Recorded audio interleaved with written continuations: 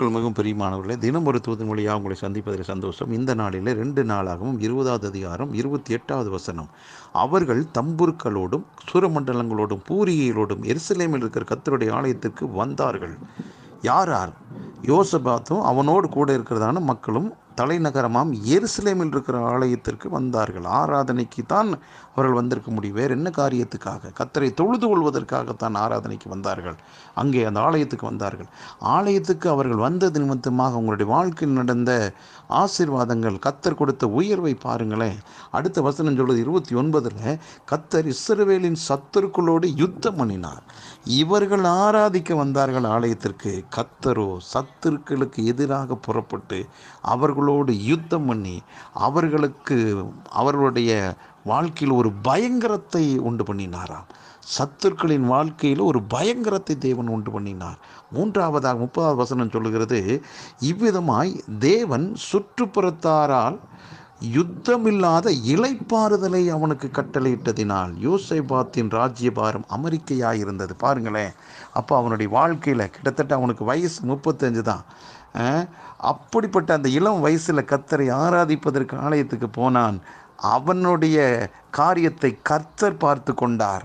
கர்த்தர் அவனுக்காக யுத்தம் பண்ணி யுத்தத்தில் மாபெரும் அவனுக்கு ஒரு ஜெயத்தை கொடுத்து தேசம் முழுவதுமாக அமைதல், ஒரு சமாதானமான ஒரு நிலையை கர்த்தர் கட்டளையிட்டார். இதெல்லாம் வந்ததுக்கு காரணம் அவன் கர்த்தரை கனம் பண்ணி ஆராதித்ததுனால தான். இன்றைக்கும் இந்த வார்த்தை கேட்டுக்கொண்டிருக்க தெய்வ ஜனமே, இந்த நாளை கர்த்தருக்கென்று கனம் பண்ணுங்கள், கர்த்தருக்கென்று ஒதுக்கி வையுங்கள். எந்த விதத்தில் மற்ற காரியங்களுக்கெல்லாம் 2வது பட்சமாக இடம் கொடுங்கள். முதலாவது கர்த்தரை ஆராதிப்பதற்கு குடும்பமாக புறப்பட்டு போங்கள். தனியாக குழுவாக செல்லுங்கள். ஒரு வேளை நாளைக்கு அடுத்த வாரம் என்று தாமதமே வேண்டாம். இன்றைக்கு நீங்கள் எந்த காரியத்தையும் ஒதுக்கி வைத்துவிட்டு கர்த்தரை ஆராதிப்பதற்கு புறப்பட்டு போனால் ஜெயம் உங்களை தேடி வரும். சமாதான சந்தோஷத்தை இந்த வாரத்தில் வரக்கூடிய நாட்களில் நீங்கள் உங்கள் குடும்பத்தார் அனுபவிப்பீர்கள்.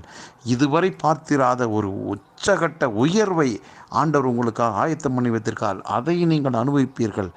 எந்த விதத்திலும் அலட்சியமாக நினைக்காதீர்கள். புறப்படுங்கள். சரியான நேரத்துக்கு போங்கள். உங்களுக்காக தேவன் காத்திருக்கிறார். ஜெபிக்கலாம். நல்ல பிதாவே, இந்த நல்ல வேலைக்காக நன்றி. ஆண்டவரே, யோசேபாத் ராஜா எருசலேம் தலைநகரத்துக்கு ஆண்டவரே ஆலயத்துக்கு புறப்பட்டு போனான்.